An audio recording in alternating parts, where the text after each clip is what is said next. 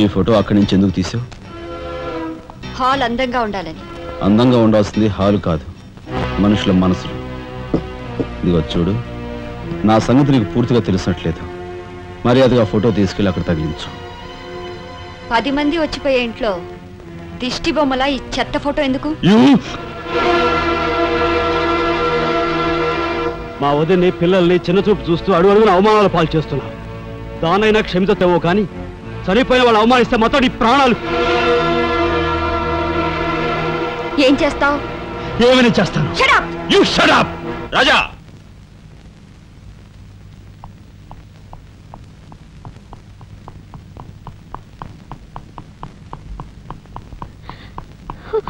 ఏమండి, మీరు లేకుండా చూసి మీ తమ్ముడు నన్ను నానా మాట్లాడినాడండి. ఇదిగో ఈవిడేమో చేతికి అందినవని కాజేసే రకం.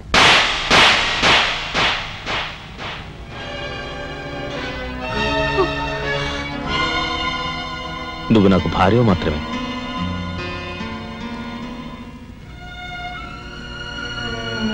వీళ్ళంతా నా ప్రాణం.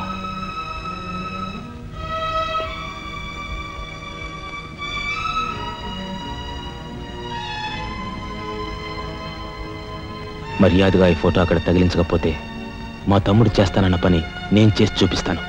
ఈ ఫోటో అక్కడ పెట్టు.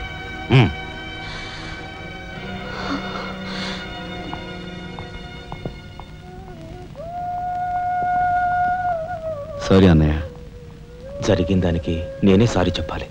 డాడీ, ఆయన వాళ్ళ నుండి దూరం చేయడానికి తెచ్చిపెట్టానన్నావు. ఇలా నేను చంపదెబ్బలు తింటానుకా?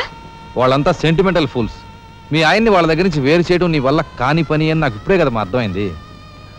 అదేమిటో డాడీ, ఆయన నా మాట విన్నట్టే కనిపిస్తారు, మరు నిమిషంలోనే మారిపోతారు. సెంటిమెంట్లో ఉన్న వీక్నెస్ ఏదమ్మా. ఓ పని చెయ్యి, ఆ విషయం ఈ పోలీస్ బుర్రకు వదిలేసాయి. వాళ్ళ సంగతి నేను చూస్తాను.